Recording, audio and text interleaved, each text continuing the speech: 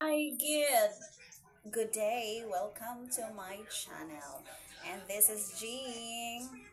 Okay. In this video, I'm going to share what happened to my day today. A while ago, I started again my online business, which is I am selling the products that I've used daily, like the beauty products, the supplements, the glutathione, and the collagen. So of course, like Rosmar, no, like what Rosmar did is she uses her product personally for her to sell also. So, mas dali manggod ibaligya ang product kung ikaw mismo owner or seller is user, because you know to yourself the effect of your product, if it is effective or not.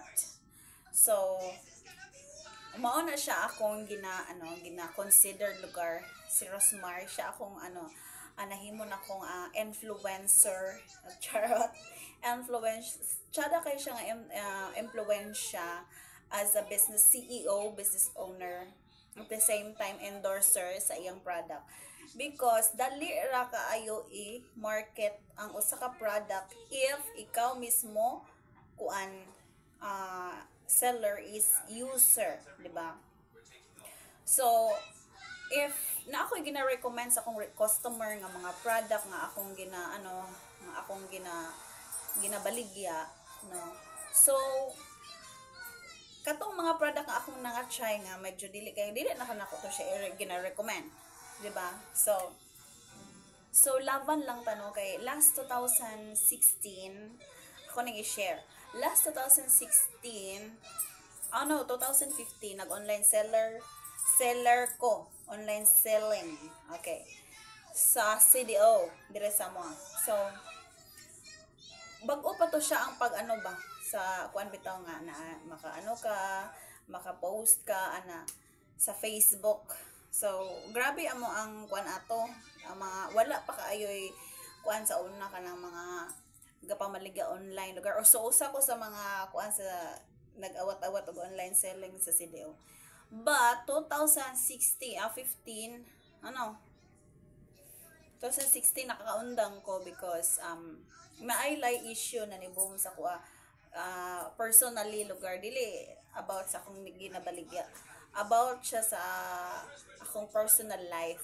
So naundang ko kay gitira man ko nila online, so naundang ko shutdown ako akong account So karon nagbalik na po ko last, oh my god, shutdown na. Shutdown. So nagbalik na po ko online selling. Ipasiga sa palig ang suga dong be. Dong. Palig ko sige suga. So nagbalik din ko og online selling 2017. Dayon murag undang-undang ko then pagka 2000 20 pandemic naundang na pug ko kay kuan kanang pandemic niya, wala na kayo ko naka-sustain sa akong kuan then nakauli pod akong boyfriend ato nga time so lisod na kaayo ilakaw-lakaw kay pandemic man undang sad ko. So grabe namong kalisod during that time. And then karon na po to 2024 balik na po ko guys. So akong nahuna-hunaan ba nga kung wala siguro ko ni undang bitaw, wala ako nagpadala sa mga trials akong kinabuhi ato nga time nga gikuan ko dako na siguro kung negosyante karon no. Pero ina naman jud namo gyud mga pagsulay sa kinabuhi usahay dili na to kayano no, usahay mo shutdown ta, pero dili lang gyud ta mag shutdown forever no. Kay akong na-realize bitaw karon, na-realize ako karon nga kanang dapat magpaduol gyud ta sa Ginoo.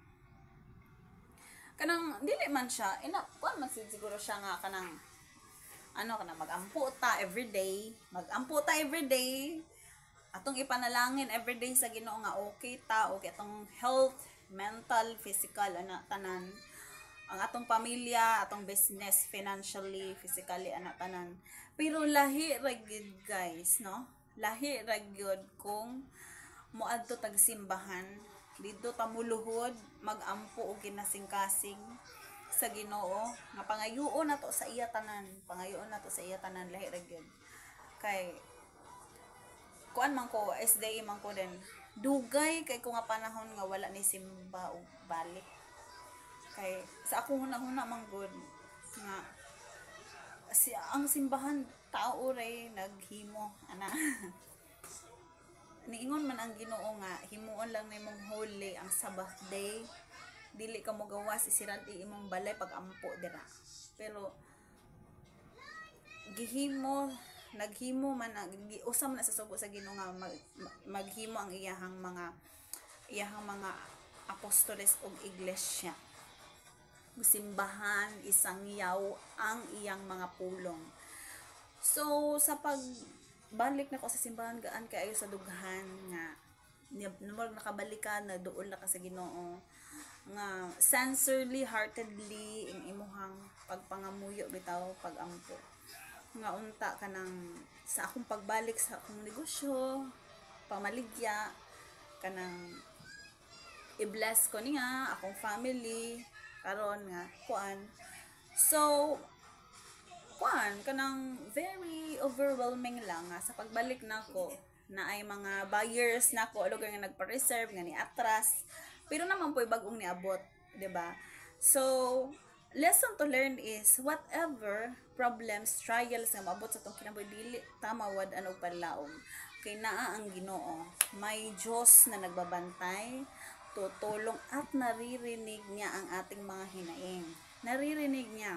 Maski sa akong pag-vlog dire sa YouTube, dugay na kay ko dire sa YouTube, di gyapon ko ka-monetize, pero sige lang. 'Di ba kay dili pa siguro nako time nga ma-monetize ko. Okay lang. Basta kay dili mo surrender. No retreat, no surrender, because the winner never quits. Winner never quits yun. Sige lang ko upload, sige lang ko upload. Balag wala mananaw sa kuha, balag wala mananaw sa kuha, sige lang ko upload. Kaya mo man akong gusto. Di man ko musika to TV, dire ako sa YouTube. 'Di ba? So ana lang, dili lang ta mo surrender kanay Ginoo. Ang ingon ang Ginoo, lihok tao kay tabangan ko ikaw. So lihok ko na to atong pangandoy. Gusto ko mo sikat nga vlogger sa YouTube. O di magsige kog upload. Di ba? Magsige kog upload. Bahala nagwalay man ang anak, magsige ko upload oy. Di ba balag? Walay ganahan sa kong video, basta ka magsige kog upload. Kay basta hindi ay manotice ako, di ba? Di ba mo na ang Ginoo nga, okay? You've done too much. So this is your reward, my child. O, di ba? Summer to. Thank you for watching. Bye.